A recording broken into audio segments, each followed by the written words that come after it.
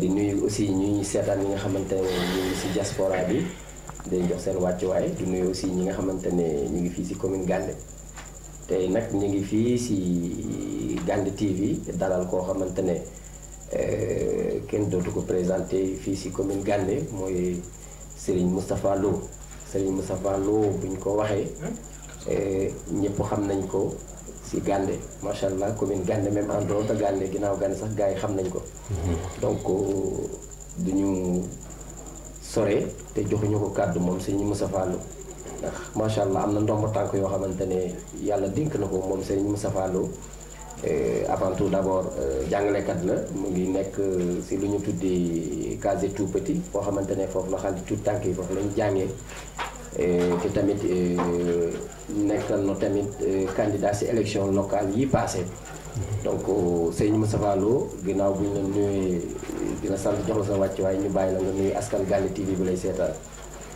voilà jërëjëf monsieur Ndiaye ñu ngi lay nuyu bu baax a baax di am mbégte di nuyu waa Gandé TV ñi ñuy seetaan à travers le pays ak à travers la diaspora di nuyu équipe bu Gandé TV yëpp di rafetlu vraiment initiative bi di kontaan bu baax si dalal bi ngeen ñu dalal ñu fas yéene waxtaanee tolluwaayu Gandé si pàcc yu bëree bëri di am mbégte loolu nag wax dëgg yàlla jàkkaarloog yow di am yaakaar ni liñ fi fas yéene waxtaanee dana nekk njariñ ngir askanu Gandé di ñaan yàlla rek yàlla fecc suñu làmmiñ bañ mën a wax ju leer bu mën a tàbbi si nopp waa Gandé su ko defee lépp nekk njariñ incha allah jërëjëf ñi jërëjëf Serigne Moustapha di nuyuwaale aussi ñi nga xamante ne ñu ngi ginnaaw Gandé ku si mel ni Serigne Moustapha Ndiaye foofu si Espagne ñu ngi koy nuyu bu baax moom tamit bokk na si ñi nga xamante ne dañu suivre émission bi di nuyu waa Gandé yépp yoo xamante ne ñu ngi si diaspora bi fu waaye mën a nekk rek nuyu nañ la bu baax a baax suñu waxee Serigne Moustapha Lo macha allah nit la koo xamante ne ku am yitte la te tamit moom lu ko jógloo mooy développement Gandé loolu dong moo ko ñor donc tey kan mën nga ñu wax kan mooy Serigne Moustapha Lo. waaw jërëjëf si question bi am na solo xam naa pour ñu ñëw si de long à large dana xaw a jafe mais comme ni nga ko waxee rek sëñ Moustapha moom doo nga daara la rek voilà dëkk Gandé mais juddoo Ndar fa laa defee sama cursus scolaire yëpp ba am fa bac bon gannaaw gi ma dem université Cheikh Anta Diop bu Dakar gannaaw gi bañ fa jugee bon comme ni nga ko xamee laaloon tout si affaire développement local bon si noonu sañ defee tremplin dugg si éducation. si année 2010 ba léegi ñu ngi jàngale nekk un fonctionnaire de l'État nekk aussi acteur de développement local fii si Gandé moo jaar si mouvement associatif yu bëree bëri jaar aussi si ay structures comme mutuelle de santé bi nga xam ne boobu léegi ça fait 4 ans maa nekk président bi nekkoon candidat aussi si élection yi ñu génn élection locale yi nekkoon candidat si benn liste jàmmi gox yi mais aussi jiite fi benn association juge Jeunesse Unie pour un Gandé émergent nga xam ne dugal nañ seen loxo si pàcc yu bëri fii si Gandé voilà en grosso modo daal loolu mooy suñu présentation xam naa si biir waxtaan bi suñu ko permettre après dinañ gën a détaillé incha allah jërëjëf Serigne Moustapha donc ñu ñëwaat tuuti rek si li nga wax sànq am na benn mouvement boo fi jiite woon bu tudd juge parce que mouvement boobu mu ngi existé ba léegi te mouvement boobu lan moo ko taxoon a jóg mouvement boobu ngeen tudd woon juge fii nii au niveau de Gandé. waa Jeunesse Unie pour un Gandé émergent mooy juge donc biñ ko taxawalee si jamonoy 2011 daanaka ay boobu gënoon nañ nekk ay tout tànk ñu jiitaloon ñu si li ko taxoon a jóg d'abord mooy nekkoon am taxawaay en tant que jeune si biir Gandé si wàllu développement moo xam muy wér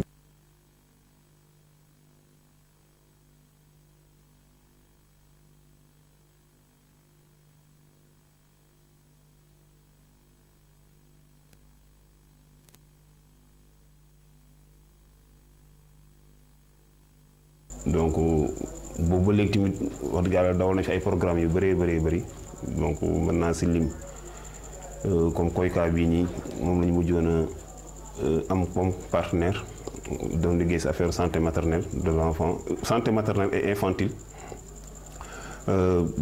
indi woon nañu fi ay programme ënga projet bon indi woon nañu fi ay PASM ak ay doon indi ay moustiquaires aussi doon nañ fi indi aussi benn ay matériel set setal yooyu yëpp daal def nañ ko mais ba léegi mi ngi existé daal ndax xam naa bi Covid bi duggee ba léegi partenaires yi xaw a kii mais teewul ba léegi ñu ngi fi li ñu fi mujj a def mooy panneau de signalisation bi ngeen gis ci poste de santé bi voilà nga xam ne vraiment ñoo ko lijjanti woon indi ko ak suñuy naataango ñoom Mamadou Sarr ñoom Demba Isaka ñoom Samba ak ñu bëree bëri ay relais communautaire donc daal juste mi ngi existé ba léegi donte la xëy na ça fait 1 an def nañu activité xëy na loolu politique bi moo ko xawoon a kii tuuti mais teewul ba léegi récemment rek daje woon nañ am loo xam ne mbébét nañ ko ci Gandé incha allah ci fan yi di ñëw. jërëjëf foofu leer na ci benn kuréel bu mu taxawaloon fii bu tudd juge. nee na kuréel bi ba léegi mu ngi dem kuréel bi aussi li ko tax a jóg nee na muy développement Gandé. foofu leer na donc ñu ñëw tuuti ci casquette bu nga sol. mooy wàllu njàng mi ak njàngale mi fii ci Gandé. gis nañu yaa ngi ci bërëb bu ñu tuddee case yu tout petit maanaam école boo xamante ne tout tànk yi foofu lañ nekk. nga nekk ak say yeneen nawle yoo xamante ne mën naa ci lim comme ni tonton Mor Ndiaye. ñu koy nuyu au passage moom it Ousmane Dieng madame Sow ñoom ñëpp ñu ngi leen di nuyu aussi au passage vraiment di rafetlu seen liggéey.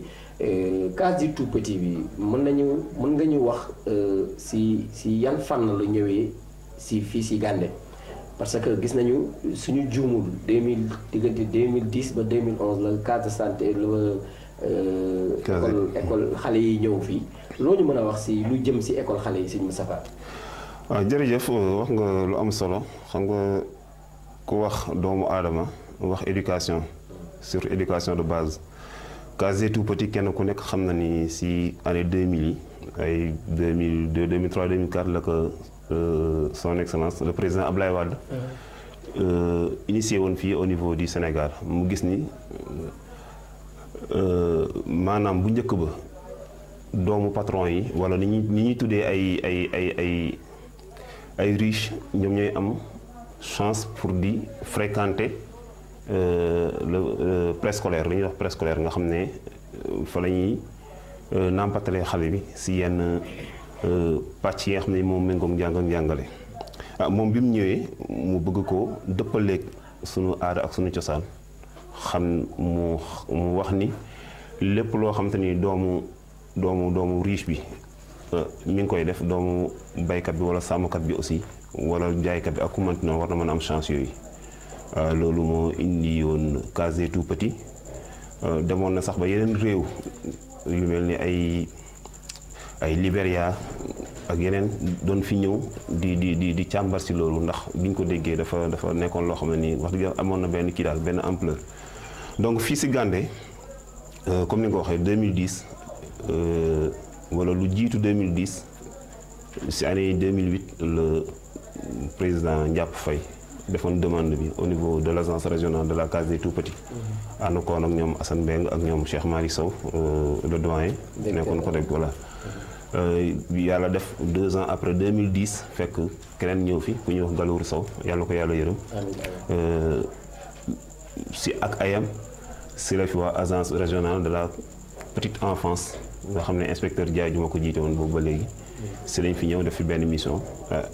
biñ càmbaree dëkk bi gis ni am na ay tout tànk wax dëgg yàlla ñu waxtaan ak kilifay dëkk bi sanañ fi sampoon case tout petit boobu donc wax dëgg yàlla kon kilifay dëkk bi moo xam muy PCR yi aussi bien que Ndiap Faye que Galouru moo xam muy ASCOM bi fi nekkoon secrétaire municipal Assane Mbeng Cheikh Malick Sow ak ñun ñi ak mbootaayu jigéen ñi surtout wax dëgg yàlla ñoom tamit jàppoon nañ si bu baax a baax ñoom ñoo àndandoo ñu ñëpp waa agence gunge leen bañ indi case des tout petits biñ ko commencé wax dëgg yàlla Cheikh Malick Sow dalal ñu si école ba école élémentaire bi waaw si sa kanam la yaakaar na voilà alal ñu fa ñaari salle de classe ba yàlla def ñu ñëwee fii en 2014 xam nga 2015 donc boobu ba léegi nag conditions yi métti na trop mais alhamdulilah ñi ngi am yaakaar na xëy na lu yàggul dara beneen xar kanam am si case des tout petits boobu. jërëjëf Serigne Moustapha foofu leer na balaa ñu gën a xuus rek case des tout petits maanaam njàngam xale yi fii nii si Gandé waajur yi ñoom ban taxawaay lañ si am wala ban taxawaay lañ si war a am ñoom waajur ñi nga xamante ne ñoom ñooy yebal seen doom yi ñu dem jàngi case de tout petit est-ce que matle nañu taxawaay boobu wala matle wuñ ko ñoom waajur yi. voilà wax nga lu am solo xam nga àdduna moom doomu aadama dañuy faral di wax investissement bi gën a jaadu mooy investissement humain rawat na si tout tànk xale dafa loo def si moom rek pertoo ko donc xale bi nga xam ne dafa am ñetti at ñeenti at juróomi at juróom benn at wax dëgg yàlla am na loo xam te ni suñ ko jëmbatee si moom dafa mel ni bâtiment bu comme ni ko yenn borom xam-xam yi waxee rek bâtiment wala mool bu bees rëdd boo fa rëdd yaakaar na su xasee boobu mu day des si moom ba faw wala xanaa ñu toj ko donc noonu la mel donc éducation préscolaire aussi wax dëgg yàlla comme ni nga ko waxee mooy nuyu de passage sunu collègue sunu naataango yi fa nekk le doyen Mor Ndiaye donc sunu frère Ousmane Dieng Assou Diagne aussi ak maire Aram Gueye parents d'élèves aussi ñu nag ñoom ñoo séq xale yi ñoom ñooy jël seeni xale di ko indi si école bi ñun ñuy yendoo xale yi bis bu nekk 8 heures la xale bi war a ñëw mais entre 8 heures ba 8 heures 30 dañuy def lu ñuy tuddee accueil maanaam foofu xale yi duñ jàng dañ leen di bàyyi ñu saafonte seen biir ba 8 heures 30 la activité yi di commencé ba 13 heures li yoon wax mooy waajur bu nekk xale bi yaa ko war a indi ba si école bi nga jox ko waa école bi su fekkente ni école bu am gardien la nga jox ko gardien bi su fekkente ni amul gardien aussi bon nga jox ko jàngalekat ya fa nekk wala mère assistante bi su 13 heures yi wala 13 heures mooy 10 waajur bi dafa war a ñëwaat jël si xaleem waa école bi tegal ko sax mais loolu su fekkente ni am na jafe-jafe loolu bokk na si jafe-jafe yi ñuy gën a sonal si waa Gandé côté boobu moom bëgg nañ njàng mi lool ndax wax dëgg yàlla depuis 12 ans chaque année ñu am ay 120 élèves 130 élèves parfois 140 élèves mais côté boobu moom dañ see dafa xaw a sooxe kon foofu lañ leen di gën a lancé waat après. maanaam toppatoo bi di indi xale yi. xale bi du yeewu rek nga jox ko mburóom ak benn juróomi dërëm nekk ay demal jàngi te xam nga suñu zone bi. nag yaa ngi dox xaj yi. xale bi léeg-léeg aussi voilà école bi aussi sécurité bi la yàlla xam doy na gis nga miir yi ni mu mel. mais léeg-léeg récréation doo xam sax xale yi fi ñu lay jaar. récréation day jot te xale bi suñ voilà dafa naqaree kii waaw. yooyu yëpp daal yooyu ñoo ñu sonal. ak aussi ak abri yi ni mu waroon a melu ko donc mais waa dëkk bi moom bëgg nañ jàng bi wax dëgg yàlla ña fa nekk tamit jàmbaar la ñu ngi def seen kéemtalaay kàttan en commençant par le directeur ba personnel bi yëpp daal mais daal loolu bokk na si li ñu gën a solo comme li ma la ko waxee rek di gunge xale yi di leen indi parce que tout le temps sama doom daalam dafa réer si yoon bi sama yooyu yëpp nag suñu doon indi seen i doom. su wàcc jotee jàngalekat yi wala loxo ñi jiite école. voilà su wàcc jotee ñu jël si voilà su ko defee jàngalekat bi la mu war a def si xale bi def ko. parce que ça serait très très difficile lu ma téeméeri xale bi su nekk kenn ku nekk su wàccee nga bëgg ko topp bu ko mënul nekk waa voilà. donc yaakaar naa waajur ndongo yi dégg ngeen lu sëriñ bi wax dee leen di indi xale yi incha allah ngeen teg leen si loxo. ñi leen di jàngal suñu demee ba fukki minute des ñu wàcc ñoom gone yi ngeen ñëw jël si leen yóbbu leen kër ga yaakaar naa loolu insha allah gars yi nañ si bàyyi xel ñoom waajur yi donc ñu ñëw tuuti si temps yi gis nañu am na démarche yoo xamante ne def nañ ko je pense que yow ci nga waa mairie bi ci lañu pour ngeen am benn bërëb boo xamante ne dañ leen di tabaxal pour ngeen mën a toxu ngeen jóge fii ngeen nekk ngeen dem foofu loolu ñu mën a wax si bërëb boobu parce que bërëb boobu tamit indi woon na fi coow amoon na jamono boo xamante ne indi woon na fi coow diggante ñi yor mairie bi monsieur le maire le salut au passage Bamba Sow Mamadou Sow ak jeunesse ñi nga xamante ne ñu ngi góorgël da ngeen fi réunion du benn du ñaar parce que am na ñoo xamante ne dañ ñëwoon du si dal fii kenn du fi def dara dañ fii fubalee dégg naa nag yow Serigne Moustapha macha allah jóg nga si médiation bu am solo loo ñu mën a wax loolu si terrain boobu noonu nan ngeen def ba acquérir terrain boobu noonu. waaw jërëjëf xam naa la question boo xam ne comme ni nga ko waxee rek ndeysaan ñaari at si ginnaaw indoon na fi polémique bu mag a mag mais alhamdulilah tout est bien qui finit bien. yàlla dimbali nañu comme ni nga ko waxee lépp Gandé la au début loolu laa leen waxoon dama ne su fekkee am na ko siy gagné waa Gandé ñoo siy gagné su amee ko si perte te aussi waa Gandé ñoo siy perte. donc mieux vaut que ñu waxtaan autour d'une table jël la décision idéale. man ma mës a gëm mooy que ni loolu laa waxoon même bi ma nekkee candidat am na ñu ma doon kii suuf naa ma est-ce que loolu du yàq sa électorat yi man leen non nit ki li nga gëm rek ngay wax. te oustaz a ngi nii wa maa shahidnaa illaa bimaa alimnaa.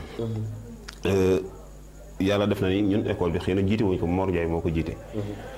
te région de Louga lañ attribué woon 4 constructions. c'est la région de Louga lañ waxoon ne waaw war nañ fi indi 4 constructions yoo xam ne ay coréens ñoo ko mayoon waa présidence.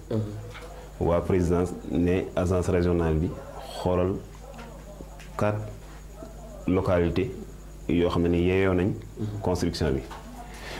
agence dans un premier temps si fànn bu njëkk bi mu tànn juróom-ñetti dëkk. juróom-ñetti dëkk. ne day def au niveau si région Louga bi waaw ne day xool nu mu defee une sélection.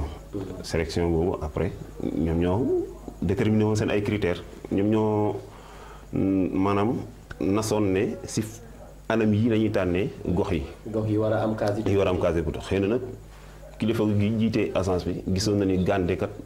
jox nañ gëdd jàngam tout tànk yi ndax bon ñëw nañu fi ñëwati def bon am na cër bu ñu jox ñi ñu fiy jàngalee wax dëgg yàlla mais aussi gis nañ ni effectif bi nga xam ne moom la waa Gandé di am au niveau de la région c'est très rare nga dem gis ko ci benn école dégg nga te yeyoo nañ ko ñu bokk ci juróom-ñett yooyu ñu tànnoon biñ ñëw fi ñëwee aussi biñ waxee le directeur Mor Ndiaye jox ko circulaire jox maire circulaire jamono yooyu je me rappelle yaakaar naa boobu dafa fekkoon école tëj xaw ma temps Covid bi la woon Mor Ndiaye nekk foofu man ak Cheikh Mari ñoo demoon si monsieur le maire nekk ñun kat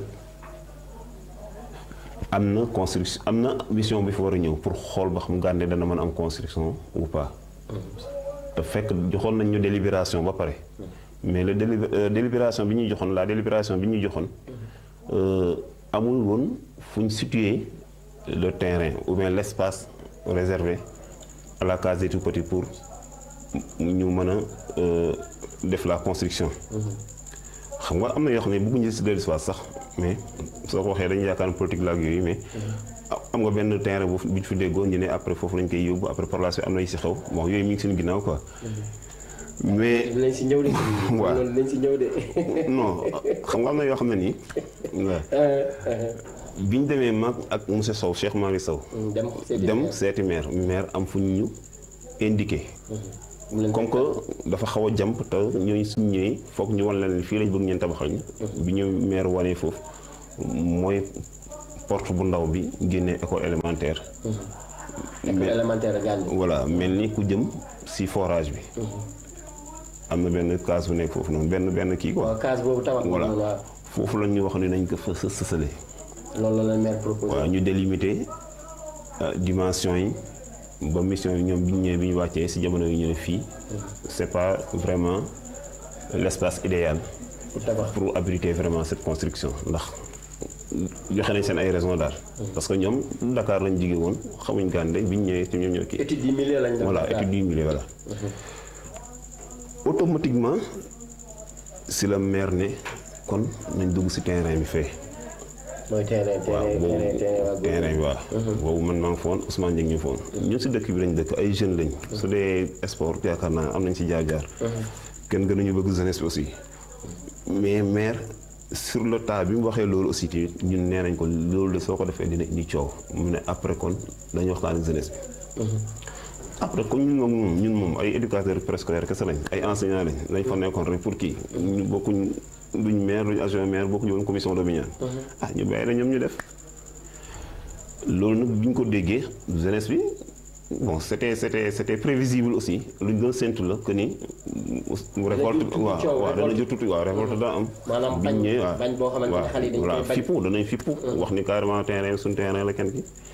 man en âme et conscience et en toute tranquillité bi ñu ñëwee laaj ma wax naa leen li ma si xam. ñoom xale yi. voilà dans un premier temps nangu woon nañ ne loolu de lu jaadu la bon te case des tout-petits bi gis nañu vraiment importance bi am donc mais ñu dem ba si biir après am ñeneen ñi kii waat xam nga rek ay ndaw ñii suñu nangoo ñii bañ. loolu waaw lii loolu ñooy coow li après nag teewul ñun en tant que ndaw dëkk si dëkk bi en tant que doomu dëkk bi en tant que jàngalekat xam nañ aussi vraiment ni lii xëy na suñu rëccoon du ma ne danañ si gaaw jotaat mais dana du yomb surtout qualité construction bi ak vraiment coût bi si gars yi def ñu def si suñu ay kimti lay kattan ànd ko ñu bëree bëri si dëkk bi métti woon na def ay médiation xam nga kenn ku nekk di tirer de son côté mais teewul comme ni ma ko waxee alhamdulilah daal di jaajëfal am na ñaar ñoo xam ne moom dama leen di cité nommément muy As Ndiaye ak El Hadj Ndiaye As Khady biñ demee ba si cëppaan ndaw gi daal wax dëgg yàlla ñoom tamit def nañ si jaral na leen sax ñu bool leen sous-préfet ñu dem ba toog ak moom bureau sous-préfet ñu waxtaan ñu xam ne carrément dëgg enjeu bi et finalement tout est bien qui finit bien yàlla def na construction bi en cours daal yàlla ko yàlla moo tali. amiin jërëjëf Serigne Moustapha donc laaj bi dafa nekkoon laaj boo xamante ne mënuñu la ko woon bañ a laaj parce que coow li lu bari fii la ñu fekk parce que yàgg nañ fi ñun tamit macha allah te déggoon nañ si ay rumeur te tamit yow nga nekk koo xamante ne da nga dëkk si dëkk bi bokk si dëkk bi aussi bokk xale yi donc yow loo ñu wax rek loolu lañu mën a jàpp donc ñu génn tuuti côté boobu ñu ñëw tuuti bon ba léegi bon mënuñu gën a tëj fenêtre boobu maanaam mënuma gën a tëj pàcc boobu te laajuma la parce que gis nañu xale yi jël nañu seen camp yu ñu amoon ci terrain bi ñu sampaat ko beneen côté est-ce que foofu noonu ñu samp terrain bi loolu c'est officiel ñoom ñoo ko moom ñoom xale yi wala dafa am feneen foo xamante ne dañ leen fa yóbbu ñoom xale yi waaw xam nga le conseil municipal à chaque fois li ñu doon avancé comme argument mooy que ni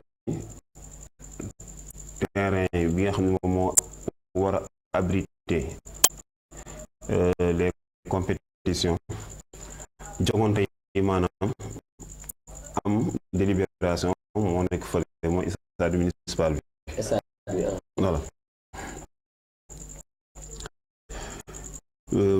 mais kenn ku nekk xam na ne aussi dëkk dafa soxla espace duñ jël lépp rek tabax lépp tëju daal moo xam loisir si kii la bokk si aspect yi nga xam ne ni doomu aadama la ko soxla rawatina ndaw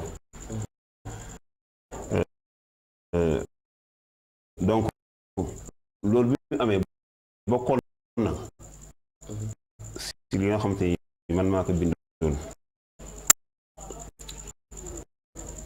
jox ko ñooñu ma la wax ñu yóbbu ko ay genre accord laa ko mën a déggoo yoo xamante ni xëy na les autorités administratives ak jeunesse bi collectif des jeunes yi nga xam ne ni ñooñu ma la wax ñoo ko porté woon que ni ñu li ñu bëggoon mooy que ne tabax bi demee à côté sax su sosee si benn côté bi la fa des xale yi comme que ñoom li ñu bëgg mooy su ngoonee fu ñuy tàggatoo ak fu ñuy dajee di foo wala su xew voilà wala su xew amee fu ñuy dajee wala yu mel noonu li borom xam-xam ñu bind ak suñu dëkk ni muy doxee daal y a un écart boo xam ne yaatu na trop am na wuute man de je ne sais pas xaw ma tey lay doon xaw ma suba lay doon mais ma yàlla may ma toog gaan formation aussi politique bëgg naa bokk si ñuy defar sama gox donc idée bi foofu la ma ñëwee yàlla def biñ demee ba ay 2007 xaw ma 2008 yooyu noonu 2007 2008 voilà tombeek temps M6 mouvement xam pour le soutien à Idriss Seck sunu benn grand bu ñuy wax Cheikh Ndiaye fekk boobu gënoon nañ nekk ay xale bon ñu waxtaan si bon daanaka mën naa si lañ lancé woo donc insiste boobu nga xam ne Idriss Seck doon na ko dund ak Ablaye Wade ñu nekk si mais comme que toogu boobu dañ doon dem di ñëw waaw mais après bi ñu ñëwaatee xam nga réconciliation amaatoon na diggante Ablaye Wade ak Idriss Seck voilà loolu aussi bi ñu ñëwee ba 2011 ñu adhéré woon lu ñuy wax UJTL bon au niveau de la commune de Gandé bokkoon si membre yi mais après 2012 la bi nga xam ne ñëw nañ ba toog de façon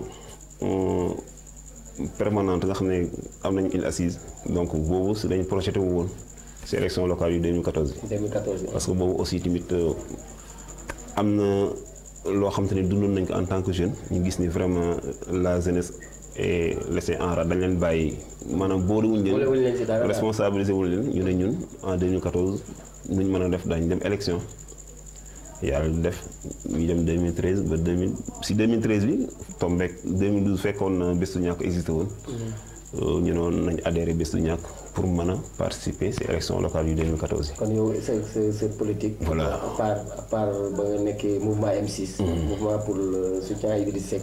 si Bés bu Ñakk nga nekkoon. voilà en 2014 c'est la njëkk adhéré comme voilà. adhéré comme membre. en 2014 Bés du Ñakk. am na ku mu àndaloon en élection 2014. kan ngeen àndaloon yéen ban parti ngeen àndaloon wala seen parti. non ngeen fii au niveau local 2014 dañu demoon de façon dañ demoon seul quoi.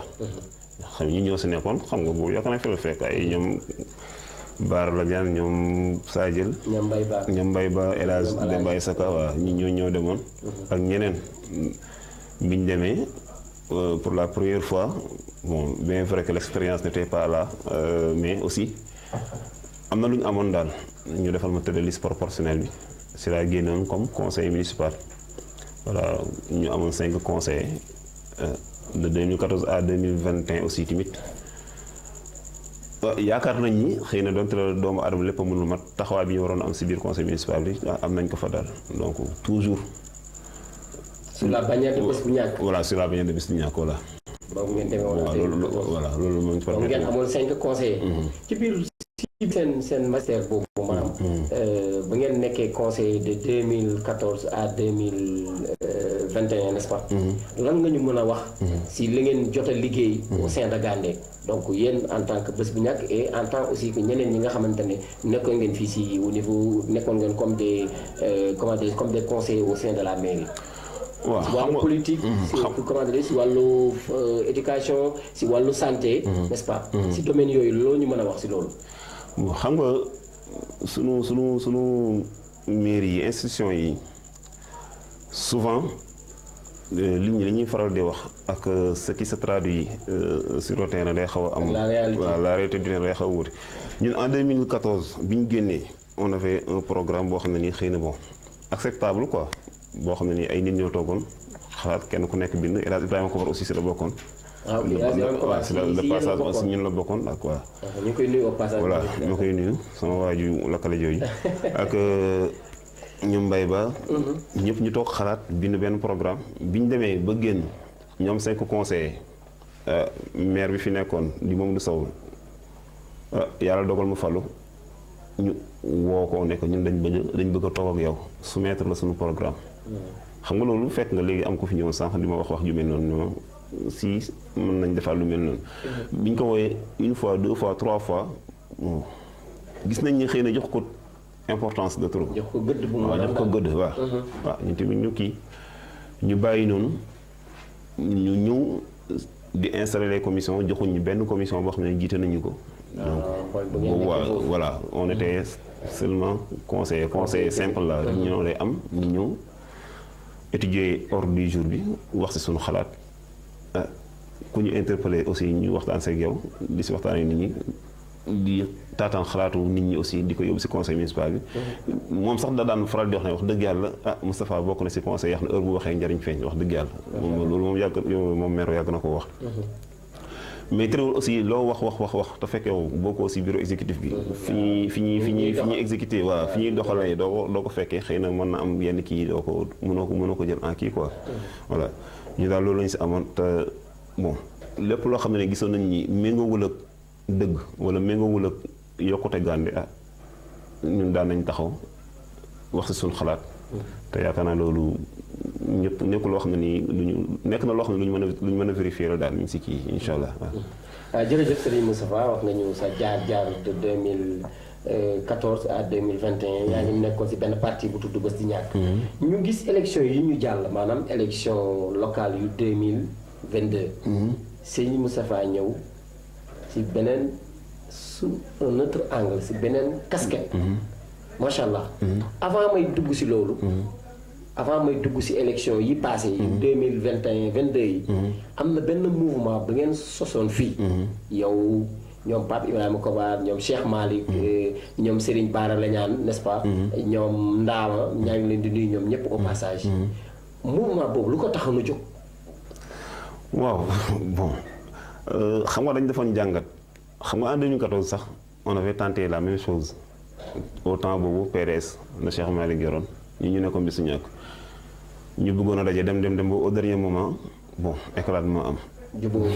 jubóo amul aussi. waaw bi ñu ñëwee 2015 2016 ñu ne élection locale yi kat 3 ans moo des boobu.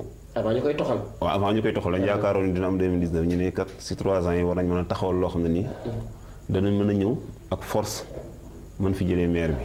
wax dëgg yàlla ñëpp ñoo bokkoon xalaat boobu malheureusement ñu si waxtaan di si nas di si dox ba 2018 ñu tuddee ko ànd suqali Gandé.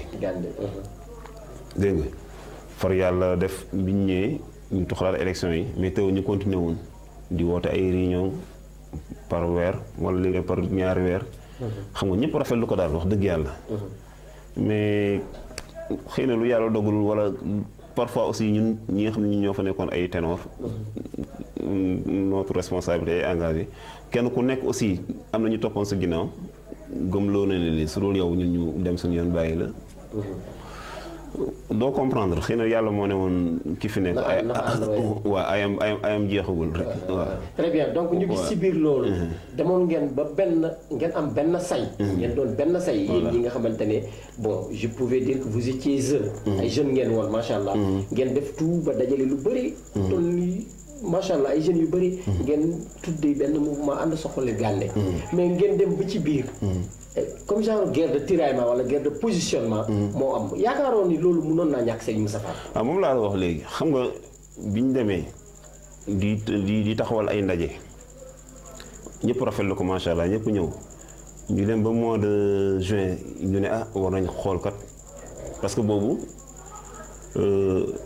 maanaam ni ñu war a tànnee maire boobu nguur gi fësalugu ko woon. dañ doon sikki saaka naan suffrage universel direct wala par liste la wala affaire yooyu biñ demee ba mu leer suñu bopp ne par suffrage universel la maanaam candidat bi dañ koy xam avant élection ñu ne kat war nañ xam ki ñu jiite ëllëg ban profil lañ soxla wala si yan critère lañ koy tànnee. mais loolu dafa nekkoon loo xamante ne da ngeen koo waxtaanee woon.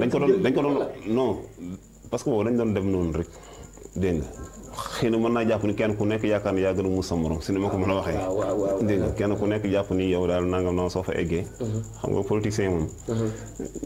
kenn ku nekk dangay jàpp ni daal yow ñooy jëfante ak yaa leen gën a muus alors que demeewul noonu te fekk ni yàlla xam ne même ñi la jiite sax ñu si bëree bëri ñoo la gën a muus. bi ñu demee ba mois de juin 2020.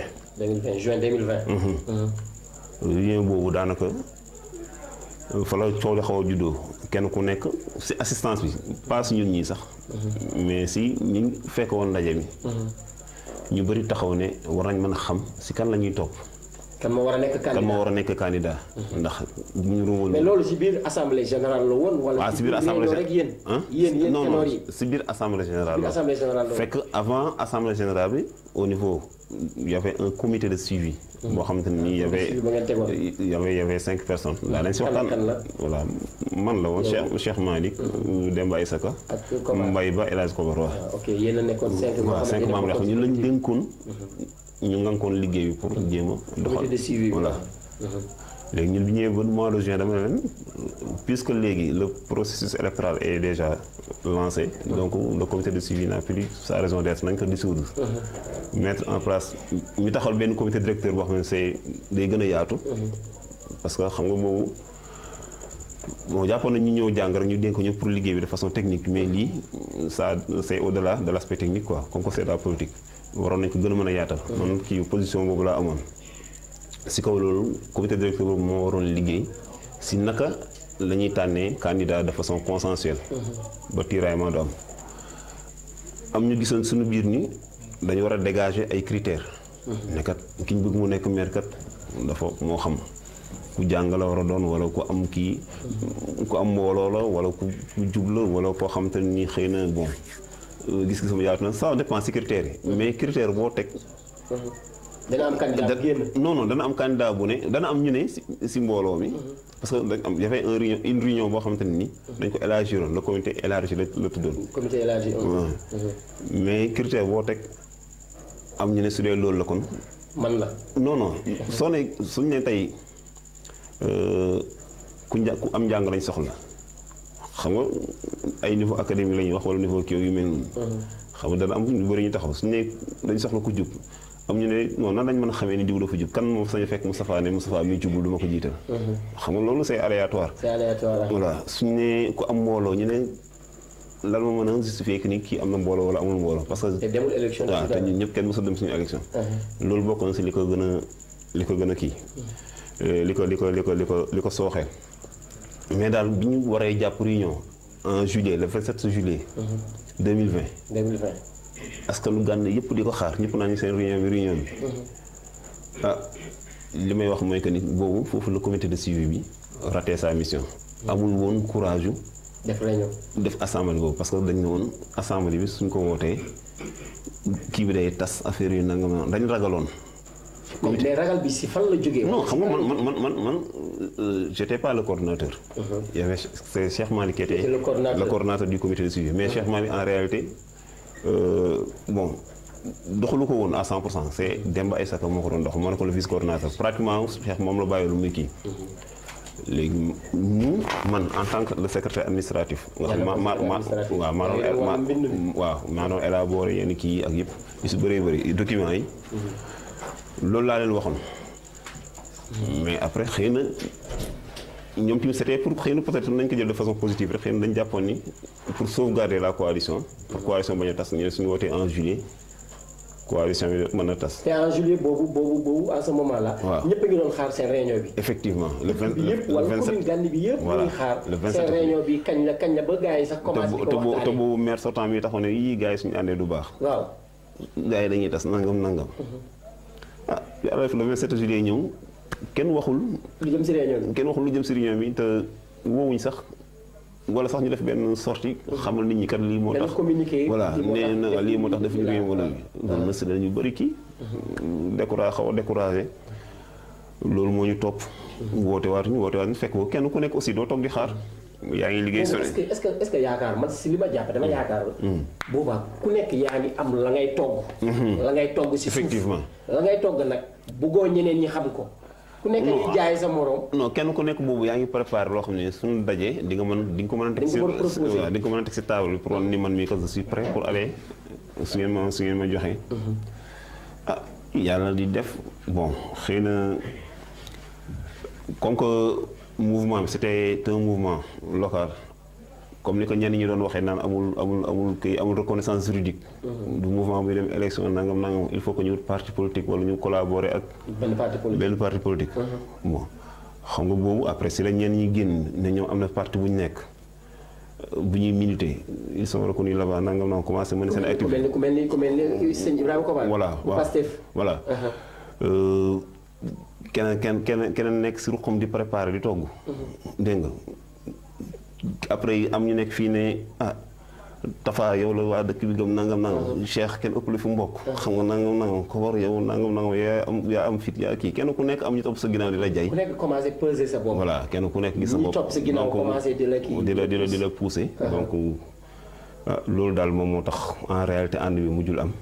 bi ñu toogee aussi si benn réunion benn guddi si école bi réunion boobu sax ko war fekkewu ko bon. ñu wax mais déggoo mënul am après aussi. tamit kenn mais lu réunion boobu. parce que boobu ko woowul yëgal ko réunion bi wala. dafa fekk boobu non man. il n'a pas reçu de convocation. non il n'a pas nee naa la ce n'était pas le coordonnateur. il y a quelqu'un d'autre qui. c'est Cheikh Malick. waaw Cheikh Malick waaw mais voilà avec Demba Aïssaka donc voilà. bi ma leen laajee pourquoi vous n'avez pas convoqué à. telle personne bon ils m'ont donné leur avis. mais moom il sait voilà ñoom jox nañ ma seen kii seen xalaat ne ma démarqué wu na déjà parce que moom mi ngi œuvrer voilà pour passer parce que ñun voilà fekk ñun moment boobu décidé luñ te boobu moom bu muy wonee wala bu muy woote moom am na parti bu mu bokk nañ ko jox moom mu jiitee am na parti bu mu bokk boobu yéen defagu leen réunion defagu leen dara kenn xamul tamit ban mouvement ngeen di àndal wala ban parti politique ngeen di àndal donc moom mu commencé xëy na loolu incompréhension la xëy na moom dafa jàppoon ni il faut que ñu am appareil politique buñ kiiwee xëy na bëggul woon bàyyi fa mu nekk il se préparait en conséquence ñi jàpp ni aussi tamit moom il s'est démarqué dafa beddeeku xëy na réeroo la biñ ñëwee aussi tamit am ñu ma bëgg a toppaloo Cheikh ma ne ko man Cheikh bon sama doyen la bon on a de très bons rapports amuñ benn problème personnel mais politique moo xaw a doy waar kenn ku nekk aussi man je savais que ni ñi ma voté 700 et quelques yi ma voté avant ñuy dugg foofu nga baal ma tuuti avant ñuy dugg rek ci élection proprement dit nañu wax tuuti lu tas mouvement bi parce que léeg-léeg maa la gën a bëgg dugg foofu Serigne foofu laay wax nii maa la gën a bëgg dugg foofu waaye léegi nañu ñëw mouvement bi lan moo ko tas parce que Kobar toog na fi nga toog fii Kobar fii la toog mu ne yéen lim nañu bëri lim na sax yow nee na woote na du benn du ñaar ngeen ñëw def réunion avant élection da ngeen bañ a ñëw loolu dinaa si ñëw du ñaar woote na réunion loolu ngeen ñëw waxtaanee loolu mbir yu bëri avant élection mais nee na yéen da ngeen lànk da ngeen bañ loolu c'est après la déclaration des candidatures c'est-à-dire kenn ku nekk taxawee si mbooloo wala si de façon pas officiel dem sëy mais nga déclaré ne ñu ne Tafa candidat lay doon ko war ne man candidat lay doon Moussa Ngirane bi muy wax boobu Moussa Ngirane sax déclaré na candidature kon donc c'est pratiquement ay une semaine avant le dépôt des listes la mais après yooyu dinañ si ñëw bi ma lay wax ni rencontre bi nga xam ne amoon na école boobu le comité de suivi convoqué wul Kobar man jaaxaloon waaw jox nañ seen ay raison léegi bi ñu ne nañ ko élargir on avait waaw nañ ko yaatal woo ay 17 personnes yooyu bon gars yi def seen ay choix si quelques personnes donc loolu aussi nekkuloon lu ma rafetlu parce que c'était de façon ciblée dañ ciblé woon des personnes yoo xamante ni jàpp nañ ne dañ favorable pour la candidature de Cheikh Malick Sow ñooñu lañ ciblé woon bi ñu ñëwee aussi mais terewul Lamine moom mënut a lekk moroomam te ñorul voilà on s'est bien défendu ak ñi nga xamante ni jàppoon nañ ni la candidature de Moustapha moo gën a crédible voilà ñu wax après ñu joxaañ 3 jours fekk man boobu tamit xaaruma leen woon quoi man bi ma xamee ni jubóo mën na am comme mën na bañ a am du ma toog di xaar loo xamante ni ëllëg si biir daf may bett. yow ñu la porté wala ñi nga xamante ne porté nañ sa candidature. c'est au sein du comité directeur bi ngeen nekkoon. am na si wala au sein de ton de bon entre guillemets de votre quartier maanaam ñi nga xamante ne ñoo bëggoon nga nekk candidat. mooy ñi nga xamante ne da ngeen bokkoon xam nga si média lañ nekk li ñuy wax ni day wër àdduna. mën naa giñ sax mais du ko jar. y a beaucoup de responsables politiques yoo xam ne ñi ngi woon si yeneen candidats. y a 1 an 2 ans si man la ñëw ne ma yow yaay le candidat idéal. dégg nga ñu yàgg si waxtaan am na si ñoo xam ne ñi ngi si yeneen candidats ñëw nañ sama kër minuit ñu tenir fa ay réunion stratégique pour xool comment soutenir la candidature la candidature de Moustapha ou bien ñu mën a am une personne similaire à Sëñ Moustapha. Donc mais ñu si bëree bëri xëy na seen xel ci man la nekkoon. xëy na bon du ma leen ko jàppee dañ dem ba au dernier moment xëy na peut-être seen avis changé wala xëy na bon ñu am beneen gis-gis jàppoon nañ ni bon Tafa xëy na kiiwam popularité am diggante Gandé ak Diourbel la yem. voilà dëkk yi sori yi. waay duñ ko xam ci biir loolu. xëy na ñoom loolu moo tax au dernier moment ñu daw ne nañ xool beneen nit kii ko. waaw léegi lu tax yéen nga baal ma si dagg bi lu tax yéen. ba ngeen demee ba créer lu toll ni noonu ànd soqali Gandé. mu dem presque ngeen dem si àll bi yëpp. ba convaincre ñëpp. lu tax dewul leen benn say boobu ba ngeen nekkoon au début. pour dem élection. ngeen jiital benn nit. ngeen bàyyi entre guillemets intérêt personnel. non c'est pas un intérêt personnel pour man boobu man. pour yow man. parce que ku nekk day naan doo ma jiite. waaw man dama waxtaan ak ay nit ma candidature était une demande sociale. en quelque sorte ay nit vraiment. ñoo ne ma sëñ Moustapha si yow la ñu am yaakaar vraiment li laay war a suñu taxawal ñu jàppale la dégg nga en tant que acteur politique aussi xam nga bëgg lu neex moom du Ndiaye wala lu neex Baba Lay lu tax may yóbbu sama bopp retraite anticipée. dégg nga yow retraite anticipée nga ko gisee woon. soo demul woon élection retraite anticipée nga ko gisee woon. si parce que askan wi ñoo tax ñu toog fi. politique képp koy def askan wi ñoo la fi teg parce que man seul mënuma politique. c'est parce que y a une base boo xam ne ni dafa nekk sama ginnaaw am na ñoo xam ne ni xëy na gis nañ si man loo xam te ni yaakaar nañ ni ku la puus. buñ la jiitalee. liñ bëgg si Gandé ëllëg dana kii mais nag ñooñu duñ am bébét boobu taxaw sacrifier seen temps seen lépp dégg nga yow en tant que quelqu'un qui aspire vraiment à prendre à changer ngay daw di. ngay responsabilité boobu mu nekk. il fallait que. ñu tenté te ay jullit lañ ñu gëm yàlla lañ aussi. xam nañ ni yàlla mooy joxe nguur. te ku ko nattoo natt sax laa koy tuddee ku ko nattoo aussi tamit nga wasul sa àq rek. mais su ko joxul tamit nga sant yàlla dellu si li nga nekkoon rek. alhamdulilah mais xamoon nañ ni wax dëgg yàlla vraiment amoon nañu yéene bi amoon nañu vraiment pas-pas bi dogu woon nañ aussi vraiment pour liggéeyu Gandé te on a def nañ lépp luñ mënoon wala suñ kimtalaay kàttan wër. commune bi yëpp fu bëri fu sori dem nañ fa waxtaan nañu nit ñi taata nañ seen xalaat élaboré wu nañ un programme vraiment baata nañ campagne comme il faut xam nga ñun am na ñoo xam ne nii nekk nañ candidat ba rek baata nañ campagne xam nga ñun xamoon nañ ni duñ dem ñoom. mais ñun vraiment on s'est donné mën daal du ma tudd tur dégg nga du ma tudd tur am na ñoo xam ne candidat la bu pare soo xëyee sa kër. vraiment après élection yi génn kenn ku nekk di jaay ngeen baal ma làmmiñ bu rëy. xam nga loolu tamit dangay ree ba sonn. mais loolu il faut être objectif dans la vie man tey su ma xamee ni fii laa bëgg a dem damay dem rek ba baa may càng. mais fii laa bëgg a dem ba pare toog fii. mais loolu sëñ Moustapha loolu yëpp nag su ngeen àndoon. comme li ma waxoon sànq rek mu ñëwaat si. loolu yëpp su ngeen àndoon doon benn say. lii yëpp du leen si fekk parce que.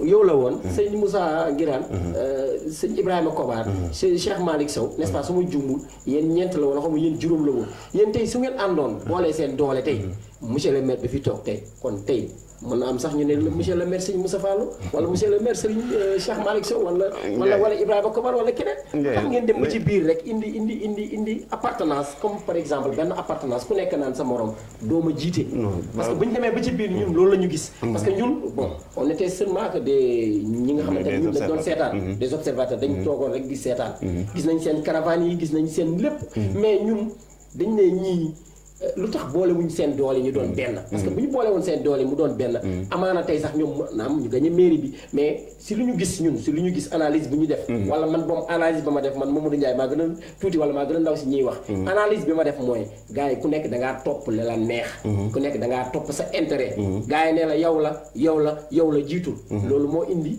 lii yëpp waaw xam nga comme ni nga ko waxee un observateur da ngay jàngat te xam naa lu baax analyste nga politique am nga kasetu analyste politique def nga sa jàngat comme ni ko ñu bëree bëri defee te ñu bëri aussi doon nañu wax loolu ne su ngeen àndul dana xaw a jafe pour ngeen gañe maire mais tamit su fekkoonte ni population bi lañ ñu waxoon def nañ ko en tant que candidat je pèse bien mes mots moo xam aussi bien que si centre bi moo xam dans les villages reculés su fekkoonte ni lañ ñu waxante woon ak ñun def nañ ko man xam naa ni maire du fi toog. mais nag xam nga parfois aussi bugguma sax di. dugg si yéen nag da ngay wax tey nag gànde nga jàkkaarloo bugguma di wax ay kàddu yu tegginewul. non tey mais xam nga parfois dañu naan politiciens yi ay warkal lañu politiciens yi dañoo mën a wax lu dëgg. mais tamit électeurs yi aussi na ma yàlla baal am na si ñu bëree bëri ñoo xamante ne nii. ay warkat. la ñuy wax ak la ñuy def dana wuute. maanaam ay warkat. ah non non waaw soo ko tuddee noonu ba tey baax. waaw ay warkat parce que nit koo xamante ne da nga wax ak li nga def bokku da ngay wax. loolu nag béralul ma ko kenn.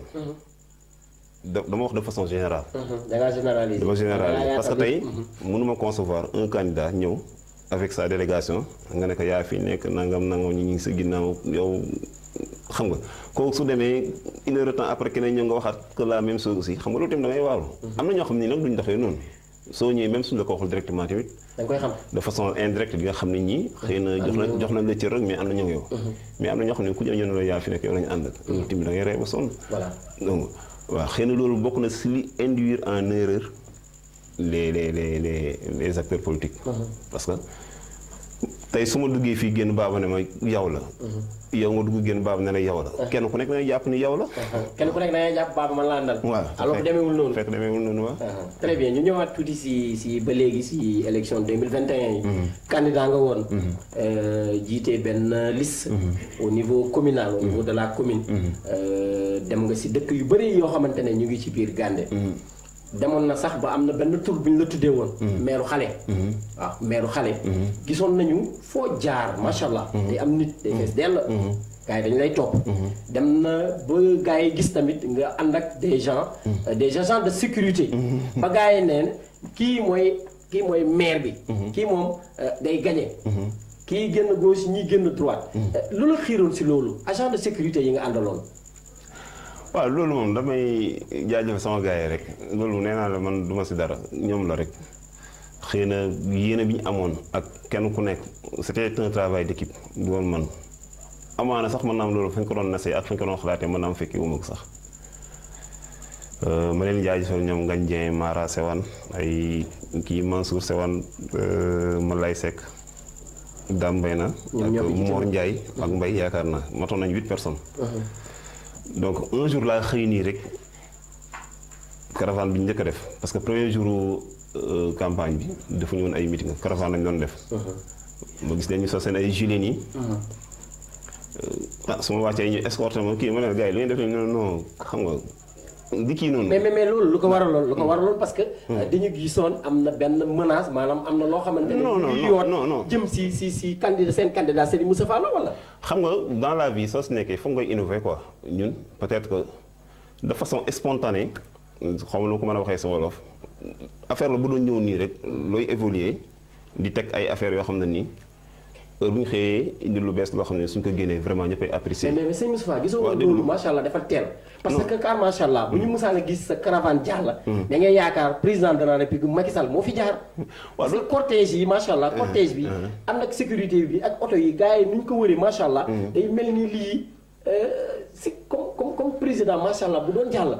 te loolu loo xamante ne boo demee sax dans les départements pour nga gis ko. dans les départements sax pour nga gis ko. lu jafe la est-ce que loolu bokkul si loo xamante ne gars yi nee nañu sëñ Moustapha mii dafa yàkkamti nga baal ma si waxit bon sëñ Moustapha yi dafa yàkkamti moom nekkagul maire sax mu commencé di wut ay garde du corps moom est-ce que bu ñu ko joxee mairie bi est-ce que du jël xaalis mairie bi yëpp jox ko garde du corps yi.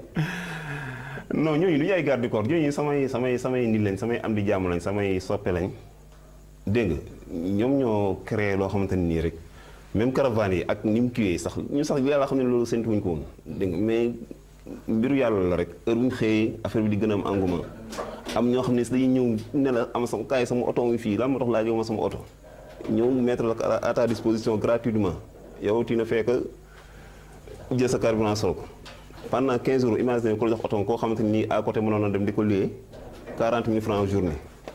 dégg nga wala 50 000 francs journée. dégg nga mais imagine lu acte boobu moo gën a rëy li léegi ñii ne dañoo bàyyi seen liggéey ñëw ne ñun mais suñu amul oto tamit am na lu ñu mën a kii lu ñu mën a apporter sécurité bi. waaw am na lu ñu mën a indi pour. innover ko voilà innover ko loo xamante ne lu bees image wax loolu nag yàlla xam na ni noonu mu demee woon noonu ñu indi si Gandé ba ñenn ñi sax dañuy jéem a toppandoo ay yaay indi fi ay.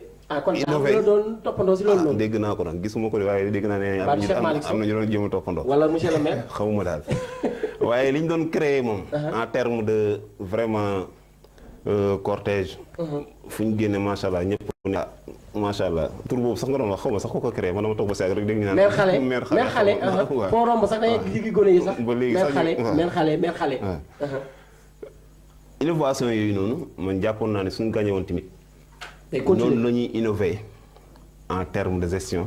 au niveau de la mairie en terme de démarche en terme d' approche au niveau de la mairie kon dinañ gis beneen xar kanam bu bees ni ñu gisee xar kanam bu bees si sunu cortège noonu la ñu gisee xar kanam bu bees si Gandé. waaw ndax loolu moo wax dëgg yàlla bon yaakaaruma ni tëlee nañ ko te ñi àndaloon tamit ñoom ñëpp amoon nañ yéene bi ak volonté bi pour loolu mën a antu. donc ñuy nuyu waa Gandé TV ñi nga xamante ne ñu ngi seetaan ba léegi. sëñ Moustapha ba léegi génn guñ si élection 2022. ñu ngi si parce que am na ñu naan Serigne Moustapha dafa yàkkamti. Serigne Moustapha am na benn tonton boo xamante ne moo ko ngemb. moo ko ne demal ñii yaa leen gën a jàng ñii yaa leen ëpp mbooloo ñii yaa leen gën a am fit. looy tontu ñooñu sëñ Moustapha. non xam nga nettali sa gént. moroom. am na lu si. gars yi wax weesuwul nettali sa gént moroom bari pexe weesuwul nettali sa gént moroom. suñu candidature bañ koy xalaat fañ ko doon nasee ak ñañ si waxtaan ak si diwaanu Gandé gépp nag nee naa la am na sax. ñoo xam ne nii dëkk nañ à 20 kilomètres dañ daa ñëw sama kër naan ma ah yow de nit ñi am nañ sew yaakaar yow de nangam xam nga vraiment ñu gis yéen boobu ñu waxtaan seen ñoom avant ñu koy déclarer de façon officielle ñu sillonné wër xam nga ay yenn yi ay préjugement la rek ay njort la rek yi nit ñi di kii. parce que bon kenn ku nekk nag soo jugee say mbokk wax dëgg yàlla. su fekkee dëgg waaw xam nga tey li waroon a jaaxal nit ñi mooy. moo jug te samay mbokk juguñ man yaakaar naa foofu la ñu waroon na am inquiétude mais nit ku jug say mbokk topp la kay ñu ne voilà nangam ay mbokkam ak ngeen nit mbokkam non pas nit mbokkam sax mais Gandé moom yàlla def na man ñun ñi xam na li may wax su fekkente ni gis nañ fii koo xamante ne nii moo bokk ak ñëpp kenn gënuma placé wu mais si biir loolu aussi si biir waa Gandé bu ñu xoolee ñaari bureau de vote yi nekkoon fii si école élémentaire Gandé gars yi wotewul ñu la ankay bi ñu la woteelu gagné wu fi de monsieur le maire moo fi gagné. mais monsieur le maire am fa 97 ma am fa 87 y a 10 voix. 10 voix yi da nga koo xeeb. non au moment. 10 voix yi moo tax mu gagné fii de. déglu ma au moment où monsieur le maire déplacé lu mat juróomi oto yoo xam ne nii dëkkuñ biir Gandé te si bureau bi lañ voté. nañ génnee yooyu. ñu xool ba xam. mais buñ ne xam nga parfois. gars yi ñu ngi débat bi naan waa Gandé voté luñu. non defal naa ko sëñ Moustapha loolu gars yi dañ koy wax. sëñ Moustapha waa Gandé ñoo ko trahir. non waa Gandé ñoo trahir Serigne Moustapha. loolu moom dégg nga ko buñ ma jaxasee samay mbokk. non loolu moom dégg nga ko Serigne Moustapha. buñ ma jaxasee samay mbokk maintenant lu ko waral boo nee monsieur le maire dafa dem jëli ñeneen feneen ñu ñëw voté fi moo tax mu gagné la fi te yow nga nekk si dëkk bi comprendre nga def élection def campagne def caravane wax ak mbokk yëpp ba ñëpp ñee la yow la lu toll ni élection ñëw ngay votal monsieur le maire sa bureau de vote mu gagné la fa Serigne Moustapha sama bureau de vote non fii nii Gandé école élémentaire ci biir école bi parce que gars yi ñu bëri dañu ne woon sëñ Moustapha moom foofu maire du fa am dara maire buy am dara ñu bëri loolu la ñu wax bu Moustapha gañewul Cheikh Malick moo fay gañe gañe woo fa Cheikh Malick gañe wu fa ñun lu ñu xaaroon maire gañe ñoom muy àll ba dañ naan maire moom àll ba rek la te Gandé aussi Gorbel aussi bi yoon ñaari bureau de vote la amoon xam nga Gandé sëñ Ndiaye ñu ñëpp ñoo ko bokk gars yi parfois bëgg nañ yóbbu débat bi foo xamante ni après jaru ko quoi xam nga fi ñu bëgg accentuer le débat mooy ay vote ethnique wala vote yoo xam ne nii par waaso wala par secteur mel ni kuy nawetaan donte la xaw na si feeñ sax mais man gëwuma loolu li ma gëm rek mooy kenn ku nekk daal def nga sa choix li ma gëm mooy bureau Gandé bii am na sax ñuy jógee ba Siringe man am na sama benn responsable boo xam ne nii Siringe la waroon jógee ñëw kii fekk boobu moo nekkoon mandataire fële moo waroon jógee Siringe ñëw voté fii nii ñëw voté maanaam fii lañ ko kii c'est-à-dire bëri na ñoo xam ne nii si yeneen dëkk lañ jógee à travers les révisions électorales dañ leen defar rek bureau de Gandé say déglu ma am na sax ñu dem ba ne bi ñu xoolee liste bi nga xam ne ñoom ñooy voté Gandé ñi nga xam ne ñoo dëkk Gandé gii ñuy wax nii ak ñi dëkk si biti tey voté Gandé xaw nañoo méngoo en terme de nombre d'électorat waaw c'est-à-dire bu ñu yaakaar ni waa Tivaouane kese ñoo fi voté wala waa Kër Ibra kese. ñu bëree bëri si gox yi fasantikoo si biir Gànde fii la ñuy voté. donc man nag su ma ñëwee ñoo xam ne nii joxuma leen lekk joxuma leen naan damaa ñëw rek wax 87 voix ma am ko fa si ñaari bureau yëpp benn bi 83 benn bi 87 ah au moment où am na ñoo xam ne bëgg nañu fa am 20 voix mu tëlee. comme ça Moussa Nguirane. waaye man daal lu ma kii Moussa bàyyi su waxee rek nga xam Moussa sama jarbaal la mais daal si politique lañu nekk. Moussa ñu ngi lay nuyu au passage. te tamit soxla nañ la fii voilà fu mu toog fii soxla nañ la fii Serigne Moussa incha allah. xam nga comme que ñoom ñoo taxawoon ne. ah ñoom loolu lañ doon doxalee.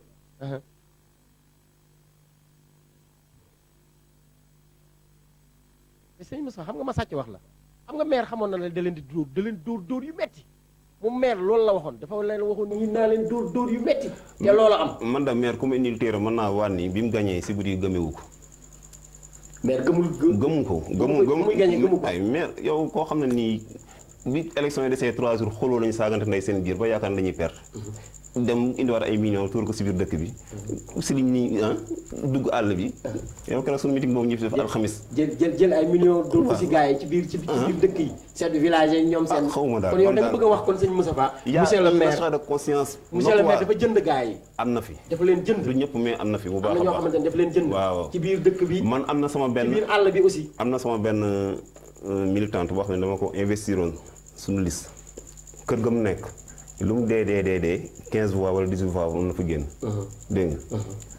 bi ñu voté ba sa moom voté fii Gànde wala si àll bi voté wul Gànde du ma wax sax bureau. waaw mais en tout cas daal waaw du Gànde voté wul Gànde voté wul Gorbel. ah ok. dama ne kër gi mu dëkk lu mu dee am na 18 voix. te ñun foofu bañ fa demee te ñooñu sax bokkoon na si ñu njëkk a porté suñu candidature. bañ fa demee tamit nee nañu gongo wax a wax ñuy déggante ñoom. mais ndaw si boppam moo ma woo au lendemain des élections xamal na ma ne jour tel maire ñëw na fi joxe na fi temps suñu waa kër ñëpp dañ la woon ginnaaw. dañ laa woor. mel na man donc maa fi voté maa la voté xam nga kooku échantillon lu mu mën a joxe comme exemple. man tey mënoon naa cité turam xam kër gi bu baax a baax mais. laaju ko éthique laaju ko. donc comme ni mu amee foofu. mën naa jàpp ne noonu la war a amee feneen ak feneen ak feneen à titre d' exemple man. mën naa jël ko comme référence. am na aussi ay nit ñi doon wax parce que ma élection yi man talu moon yooyu doon naa wër bureau yi di kii. am na ñu doon wax ne maire ak ñu ànd ak xam nga yooyu sax soo koy nettali daanaka day kii. non si élection lañ si émission lañ nekk. voilà day mel ni ñàkk day mel ni ñàkk day nga baal ma dañoo soxla gars yi ñuy déglu.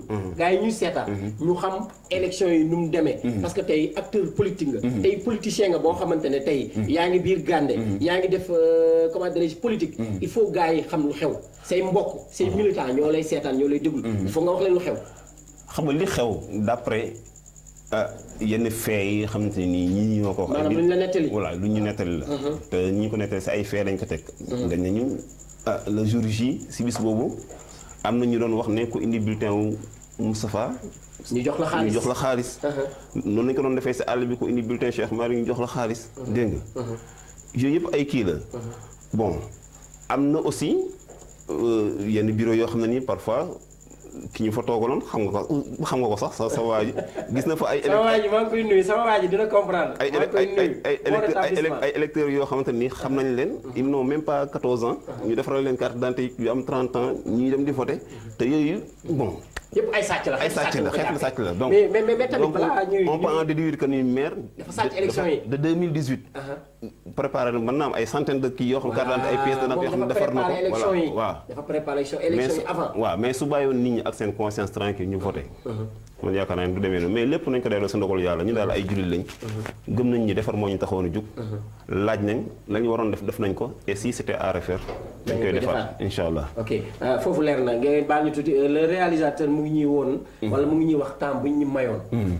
dafa jeex waaye foog nga may même bu dee ñaari wala ñetti minutes rek monsieur le réalisateur Baba Lay moom moo jiite Gànde TV moom ak non des na lu bëri moom Baba dégg dañu may 10 minutes wala 15 parce que am na 15 wala 15 minutes paregul dégg nga Baba loolu invité bi wax donc am na ñu bëri ñu naan Serigne Moustapha dafa yàkkamti parce que Serigne Moustapha dafa waroon continuer di jàng politique ba si kanam élection yii nii nekkul woon élection yoo xamante ne waroon na dem dafa waroon toog ba élection 2000 nu mu tudd sax 2027 mu fekk mu togg mu ñor mu togg loo xamante ne day ñor en 2027 su boobaa gars yi danañ adhéré parce que sëñ Moustapha Lo ba mu duggee si politique ba mu gën fës si politique bii la.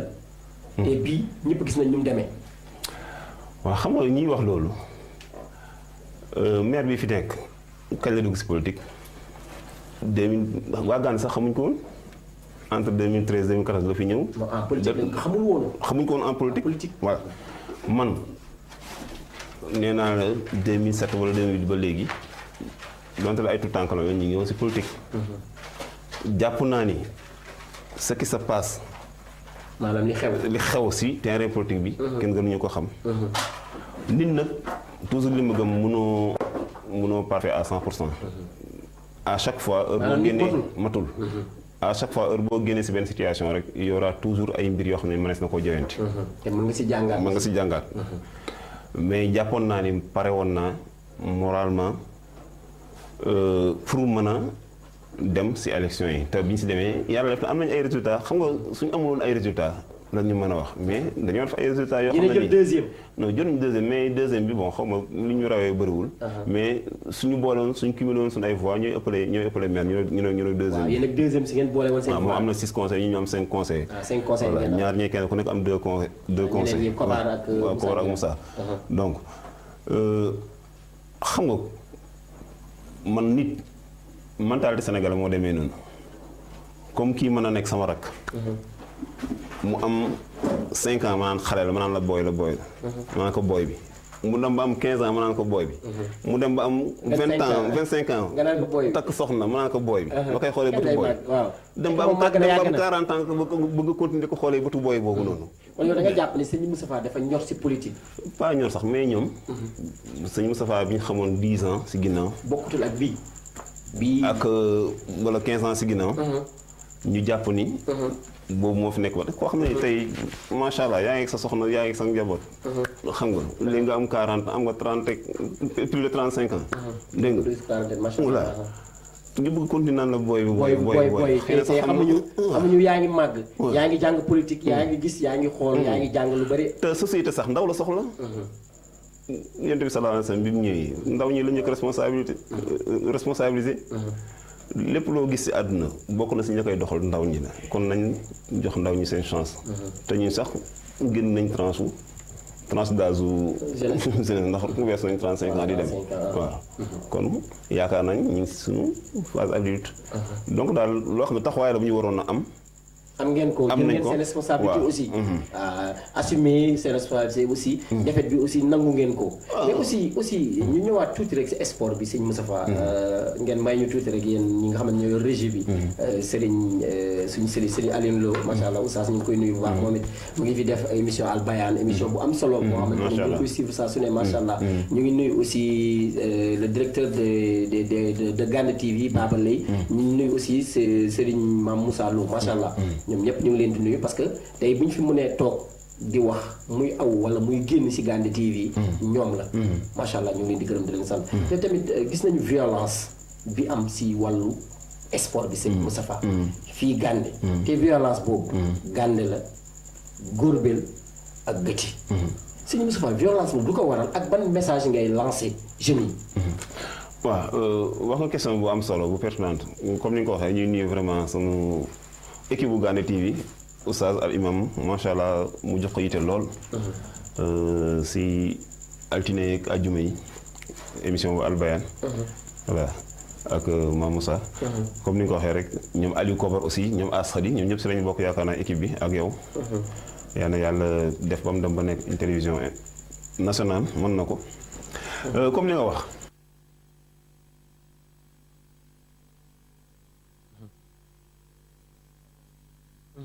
perspective yi nga xam ne ni am nañ ko. yéen en politique. en politique ça génn nañ. ci politique ci élection locale.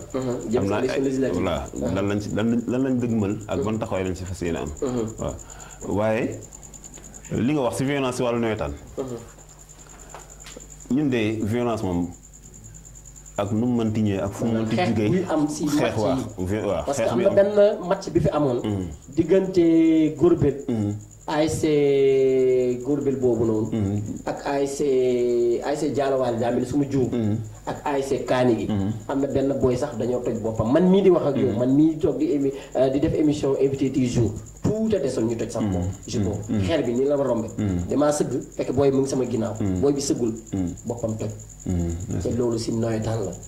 donc lu ko waral benn ñaar aussi ban message. ngay lancé jeunes yi. voilà nawetaan soo xoolee benn période bu ndaw la soo xoolee matul sax 2 mois. période bi muy am. xëy na à part final bi ñuy déclaré xëy na mu xaw a diir. donc période boobu nag. pour man warut a tax. ñuy toj lépp lu ñu tabaxoon. wallaay en terme de mbokk. dëkkandoo. si rafetal si demlante. donc su nawetaan ñëwee rek xale yi fugg bi ñu ànd ak vraiment ni mu leen di fi mu leen di yóbbu daal na mag ñi di gën a waxtaan tamit man daal li may lancé comme appel mooy ñu xam ni nawetaan foo la te foo dafa war a gën a mën a jaxase ñi koy def. ñu gën a dafa war a gën a mën a dëgëral diggante yi. waaye su demee bay xàjjale. su demee bay indi noonu bay indi xeex nekkatul foo leneen la tudd. te dafa am lu ñu fi mag ñi bàyyi. muy mbokk gi muy ay kóllëre gu yàgg. donc nañuy moytu foo moomu di ko yàq saa su ne donte la mënul ñàkk dañ koy def. foo moomu. mais suñ koy def dañ koy def si façon bu rafet. man sax li ma bëggoon di ko demander le président de la zone mooy heure. Demba waaw Demba Aïssaka di ko saluer au passage moom tamit l'infatigable ak équipe bi ko accompagne ñoom ñëpp. su match amatee tey comme tey par exemple tey ñu ne jamono ak kaani gi football nañ. avant le match dañuy dem di waxtaan ak. jeunes yi di dem di fekk ay say voilà di fekk ay say seen regroupement di wax ak ñoom. même su match bi jeexee même suñuy organiser benn comme tey ñu ne voilà ñaari équipe yooyu ñoo doon football na waa kaani gi déplacé wu dem foofu def fa benn setal ñu xool. waaw bu baax ñu xool ba xam benn genre brassard dana judduwaat xëy na su boobaa dañ fàtte match bi ñu xam ne nii c'était juste. benn durée de 90 minutes jeex na. yu mel noonu daal initiative yooyu yaakaar naa suñ ko jëlee xëy na mën na bokk. si di wàññi développement bi ñu xam ne lii daal lu ndaw la. loo xam ne nii am na leneen lu ñu boole lu gën a dëgër loolu. donc yaakaar naa xale yi dégg nañ loolu. maanaam ñu bañ a jël aspect sportif bi rek. xool yeneen aspect yi yoo xam ne nii xëy na sax ASC yi war nañ mën a am taxawaay boobu si biir gox bi daal voilà. foofu leen macha allah. te tamit du ñu fàttee suñu premier sponsor Quincaillerie Générale Diaw et Frères. boo leen bëggee rek am leeral donc woote leen si numéro yi 77 781 87 17. wala 78 414 34 02. donc Quincaillerie Diaw et Frères tamit ñoom Maguette Diaw macha allah ñu ngi leen di nuyu bu baax a baax di nuyu ñëpp ñi nga xamante ne ñu ngi jàpp si émission bi sëñ Moustapha mënaguma tëj fi ma nekk nii. comme li nga wax sànq rek ñu ngi jëm si élection législative. maanaam palum député. foofu si pencum ndaw réew mi. ban taxawaay ngeen war a am yéen ñi nga xamante ne ay politiciens ngeen. aussi te tamit parrainage. parrainage bi commencé na. fan ngeen si tollu ak ban taxawaay ngeen si am. voilà laaj nga ma question bu vraiment qui me tenait beaucoup à cœur. ndax bi élection locale yi jeexee ñun ñu demoon ak liste Jàmmi Gox yi une semaine après toog nañ def suñu évaluation xool. li si baax ñu fas yéene koo téye li nga xamante ni xëy na des na ñu fas yéene koo renforcer te ba fi may wax yow nii maanaam ànd boobu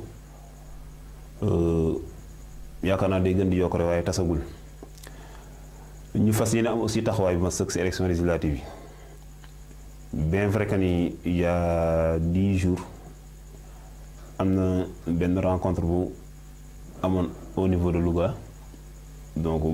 mais boobu waa benn bokk yaakaar ñoo ko woote woon mais ñun li ñu waxoon mooy que ni dafa am benn mission bu fi doon ñëw jéem a xool lan moo tax seen lan moo motivé woon seen candidature et tout lan moo leen xari lan moo manqué mais bon bi ma consulté sama base boobu Louga la woon. déglu nañ leen wax nañ aussi bi ñu laajee aussi tontu nañ leen mais ba fi mu toll nii ñun.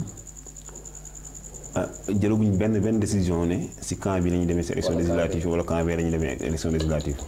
mais yéen a ngi liggéey si ñu ngi liggéey ba su ma juumee jeudi le 31 sax le 30 parce que le 30 lañ ko ñëw réew c'était réunion bi dañ ko doon programmé bimensuel 2 mois mais le 31 lañ koy def jeudi su boobaa incha allah suñu waxtaan ak base bi orientation yi ñuy jox rek dañu ko jël en compte voilà comme moom ñun moom seen ndongo lañ seen Baye Fall lañ dañuy traduire leur idéologie en acte rek voilà. Très bien donc mënoo guma tëj te waxu maire bi fi nekk Mamadou Sow est-ce que yéen pare ngeen pour liggéey ak maire bi fi nekk su leen woowee comme président de la République son excellence Macky Sall ba mu gagné élection yi 2019 dafa woote dialogue ne gars yi kaay la ñu liggéey mais est-ce que yéen pare ngeen bien vrai que àndu leen noonu ak maire bi élection yi passé élection yi génn est-ce que pare ngeen pour yéen su maire ñëwee ne yéen ñëw leen ñu liggéey bien vrai que élection la woon jeex na jàll na mu ngi suñu ginnaaw ñëw leen ñu liggéey pour développement Gandé est-ce que yéen pare ngeen pour wuyu maire waaw xam nga wax naa la ko nee naa la Gandé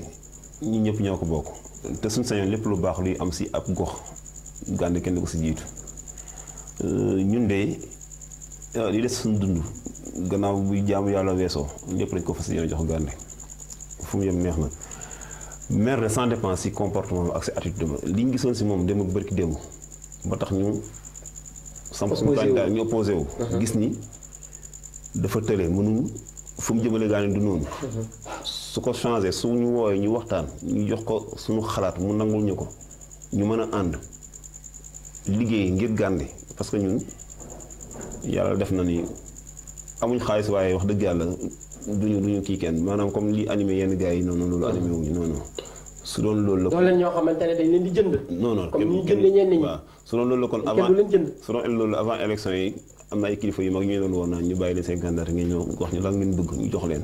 au niveau du département ay ministre kon ñu doon wuyu ñu mais loolu ñoruñu woon donc comme que ñu lañu wuyul si fànn boobu rawatina maire bi nii.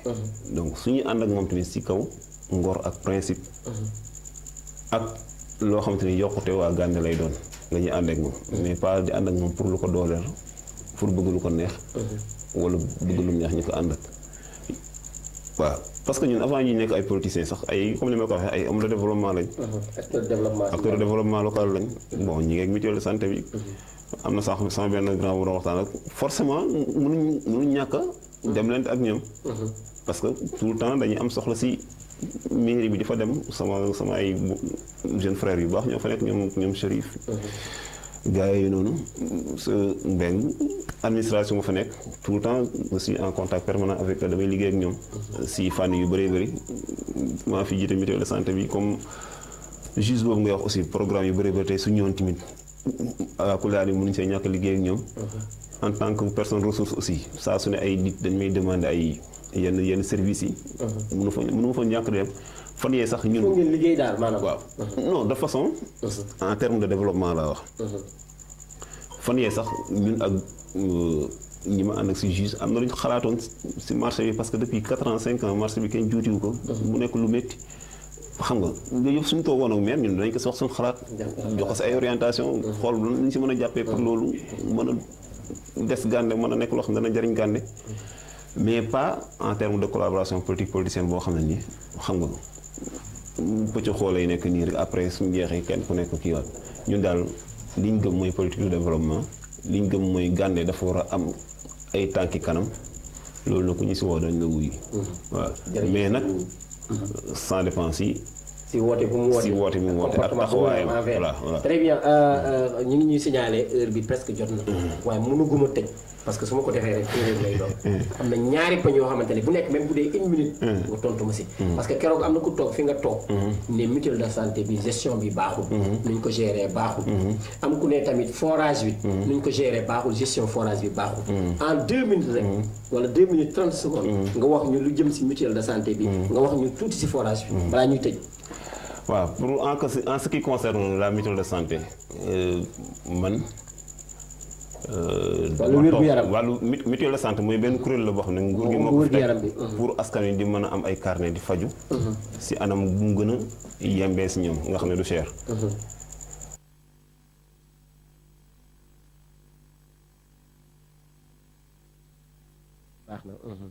toujours de me dire que ne on peut mieux faire mën nañ gën def lu gën bi ñu fi ñëw en 2018 dañ fekkoon mutuelle bi taxaw en 2018 2018 lañ ñu ko confié woon sous forme de président de la commission ad hoc c'est-à-dire mutuelle bi dafa taxoon ñaari at yoo xam ne nii je prends en témoin l'ICP. mi ngi may dégg sëñ Abdou Fall. dana seetaan kii bi xam na de 2016 ba 2018 xaw ma 2015 daanaka la mutuelle bi arrêté woon. te mën na am ki naan mutuelle bi doxul bu njëkk ba si la bokkoon moom. ah bon waaw dama njort rek nag bul tudd tur mais. en tout cas mutuelle bi mu taxawee 2016 ba 2018. ñu am problème mu ku yor mutuelle bi c'est-à-dire mutuelle bi kenn ñemewu ko. am ñu taxaw ne seen mbokk moo ko yoroon nangam kenn du fi woote assemblée générale dégg nga waa agence semi régionale jaaxle si mutuelle de Gandé au moment où yeneen mutuelle de santé yi ñu ngi dox. ñu ngi fonctionné bu baax ñu ngi fonctionné. ñu def seen ay investigation xëy na sax boobu xamuñu am ñu leen yaakaar nañ ne Moustapha rek ku ko dénk xëy na mutuelle bi dana xaw a am ak coppite. yàlla nag mi ñuy suturaal boobu ba léegi nag nit ñi ñi ngi versé di cotiser ñi ngi faju de 2018 ba 2000 on est en 2022 waaw boobu léegi prestation yi taxawul ku bëgg a faju si poste bi di nga faju ku bëgg a jënd ordonnance pharmacie Soxna Jaara di nga jënd ordonnance si paquet de base bi dafa am paquet de base am paquet complémentaire ku bëgg a faju district sanitaire bu Koki centre de santé bu Koki nga xam ne amoon nañu moom convention di nga faju foofu léegi paquet complémentaire bi mutuelle bi géré wu ko union départementale moo koy gérer c'est-à-dire ñun suñu amee subvention pratiquement 60% yi foofu lay des c'est-à-dire paquet complémentaire bi mooy prestation yi am au niveau de l'hôpital régional amul saxir c'est-à-dire foofu ku fay faju dafa am këyit bi ñu lay bindal pour nga mën a dem union léegi union ñoo lay yebal foofu ñoom ñoo assurer le paquet complémentaire léegi waa union départementale nag li may wax nii ça date de 2015 xam nga 2016 ba léegi parce que mutuelle de santé yu njëkk yi man boobu fekkee wu ma ko sax mais après dañ ne man dañoo ameeloon biir hôpital ay millions yu bëri mais hôpital comme que c'est un service public te lii politique publique la xëy na mën na am suñu waxtaanee mën nañu mais par pharmacie privé yi nga xam ne ni ay privé ñoo ko moom ñooñu moom da nga leen di jox nga fay leen soo leen fay aussi ñu arrêté ñooñu tamit waa union départementale li ñu leen yoraloon si xaalis mënuñ leen ko woon fay jamono yi moo tax ñu arrêté c'est-à-dire loolu waral képp ku dem bénéficier wu si paquet complémentaire bi pour nga am ordonnance jëlee ko si Soxna Jaara day xaw a jafe soo demee dañu naan la ñooñu duñ ko kii mais yaakaar naa aussi koo xam ne ni ñetti téeméer juróom fukk nga versé pour 6 mois dem hôpital war a dagg ticket wu 3000 dagg fa fay fa 300 war a def rajo 40 000 xëy na li ngay fay di soxma 5000 wala analyse wala yu mel noonu service yi ngay bénéficier aussi hôpital bi léegi ñu bindal la benn hôpitalu benn ordonnance su 7000 francs wala 9000 francs nga jëlee ko pharmacie warul mën a tax aussi tamit nga bëgg a c'est-à-dire li nga bénéficié wu ma ëpp foofu li ñu la xañ te li ñu la xañ aussi tamit ndox la boo xam ne nii mooy loolu moo tax man su ma déggee nit ñaa mutuelle bi doxul dana ma jaaxal xëy na nag tout n'est pas rose y a des am na yoo xam ne nii parce que man fi mu toll nii bàyyi rek laa bëgg parce que li ma nekk rek doy na man sama njàngale mi ak sama njaboot gi ak li nga xam ne ñoo ngi koy def si développement parfois casquette yi day xaw a bëri ba yàlla xam doy na mais dañ ma jëloon ne ma ñëwal sauver mutuelle bi te 2004 ba léegi waaw dafa nekkoon en fait toog 2 ans deful prestation te 2018 ba léegi ñuy def prestation ku bëgg bokk kenn forcé wul kenn nag mais yaakaar naa parfois am na ñu naan information yu jàll liggéey mais def nañ fi ay caravane def nañ fi ay dëkk wax nañ ba sonn def nañ fi rajo wax voilà def nañ fi ay communiqué ci rajo yi donc woote nañ fi ay assemblée générale def bilan daaw rek ci mujj donc ñi ngi tenir suñ ay réunion de bureau régulièrement voilà donc gisuma problème bi fu mu féetewoo. léegi merci foofu leer na sëñ Moustapha ñëw ñu tuuti rek lu jëm ci forage bi parce que gisoon nañ fi forage bi amoon na fi benn jamono boo xamante ne indi woon na fi coow boo xamante ni ci dëkk bi am tul ak mal la ngeen baal ma ci waxin bi léegi gis nañ tamit am na ku fi toog keroog ne forage bi mu waroon doxewul noonu. am na ñoo xamante ne ñi yor gestion forage yi maanaam dañuy lekk xaalis bi. am nañu si jënd ay waruwaay. di si gundaat ndaat. loolu loo si mën a wax si forage bi si une minute rek sëñ Moustapha si gestion forage bi. jaar na yoon jaarul yoon. xam nga en tant que doomu dëkk bi. waaw même boo bokkul si bureau bi aussi en tant que doomu dëkk bi. sous préfet yi ñëw na fii. def nañ fi délégation spéciale lépp. suñu jumul fii la fekk. waaw forage bi moom comme ni nga ko waxee rek comme pas mal de structures yi nga xam ne ñu ngi si dëkk bi li ñu doon xaar wax dëgg yàlla parce que jamono jooju ngay wax coow loolu nga doon dégg li ko indiwoon mooy dañuy changer mode de gestion jugee si Azufor dem Copifor nekk comité de pilotage léegi ñu ne comité de pilotage dafa am lu ñu la sas. mais li ñu la sas foog nga am gérant aussi. dañuy privatiser maanaam daan privatisation la. donc si jamono yooyu aussi man ma bokkoon si ñi gëmoon ni. loolu lu baax la. lu baax la mais façon bi ñu attribué woon maanaam GIE GIE bi ñu désigné woon. ne moom lañ attribué la gestion du forage. c'est-à-dire amul woon benn genre appel à candidature ou bien transparence maanaam information bi gars yi dañ ko najoon. jaarul woon yoon waa ba ñi si war a jot yëpp jot si ba ku bëgg a bokk. ku bëgg a bokk ñëw indi sa këyit bokk. man foofu man bokk naa si ñu doon défendre cause boobu. bi coow li juddoo bon bëri kenn ku nekk sa gis-gis looloo indi woon délégation spéciale bi ñu dénkoon ko sunu ICP ak vétérinaire bi ak benn sunu doyen jaxate ñu defoon fi waaw ñu defoon fi liggéey bu mu ci ay macha allah ba ñëpp rafetlu woon ko donc bi ñu ñëwaatee ñu ne dañuy renouveler le comité de pilotage bureau bi ñu fal benn conseiller muy Moussa Ngirane population bi fal Mamadou Sane comme trésorier ñu fal Cheikh mooy Ndaama ñu fal Cheikh Ndiaye comme secrétaire général Cheikh Gallo si comité bu njëkk ba la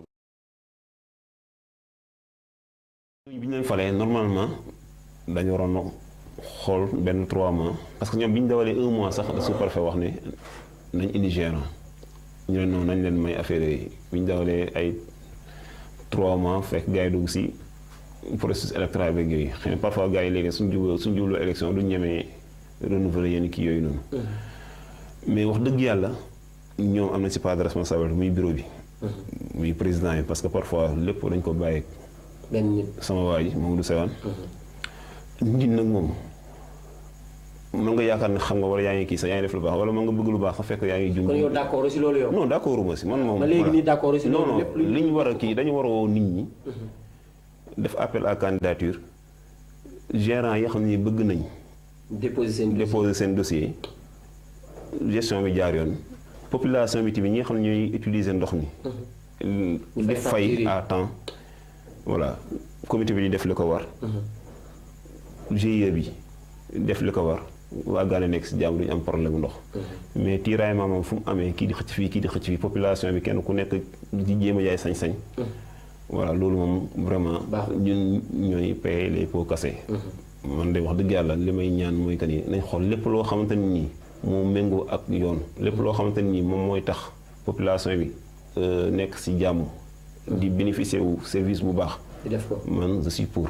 mais nag quant à di désigner du mën naan. kii moo lekk xaalis wala kaa moo lekk xaalis parce que wax dëgg yàlla. mais yow gis nga ni ñu ko gérer. baaxul. non xam nga man fekkee wu ma seen réunion de bureau wala du ma délégué aw ma les bonnes peut-être xëy na su fekkente ni foofu laa mën a waxee mooy que xëy na aw ma les informations nécessaires yi nga xam ne ni xëy na ki ne baaxul lekk nañ sa xaalis xëy na pour dafa am information yi à sa main. man pour dire vrai ay 6 mois wala 7 mois. ci ginnaaw. mos naa leen defaral benn rapport. rapport technique ak finance boobu dañu ñëwoon seesi ma pour ma dimbale leen rek. ni ñuy dugalee ni ñuy remplir kii. mais boobu jamono yooyu bilan bi était satisfaisant. xëy na la ñu waroon def moom baaxoon na si rapport yi xaw ma nag yóbbu nañ ko fañ ko war a yóbbu wala déet. xëy na jamono yooyu aussi la ñu waroon a wooye seen ay délégués rendre leen compte parce que man foofu parce que man nit ki moom lu ma mën na seq yow su dëgg jotee dama la koy wax. da leen woo seen délégué yi di leen rendre compte délégué yi di rendre compte la communauté. su ko defee nit ñi mën. Bonnes informations.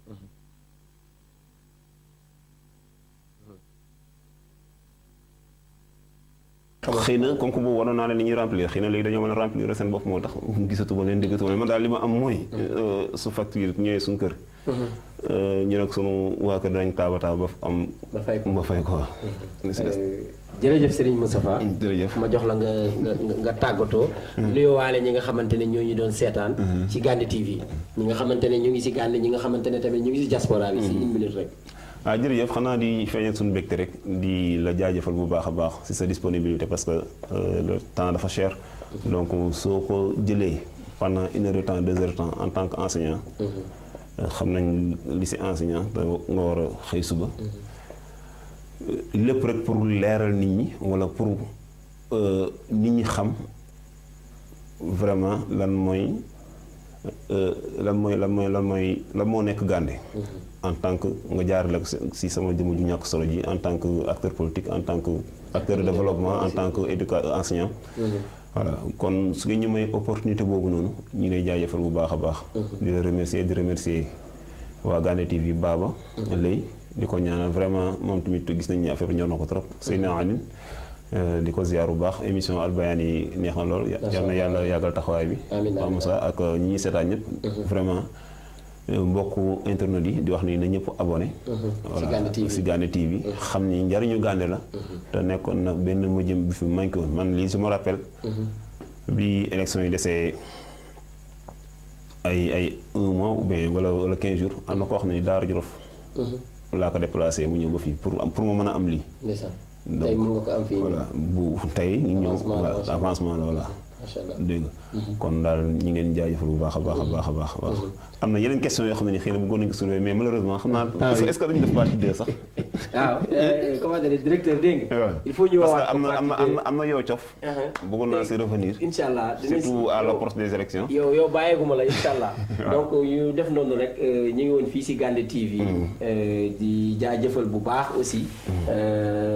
ñi nga xamante ne ñu ngi doon toog di ñuy seetaan wala ñi nga xamante ne ñu ngi toog di ñuy seetaan.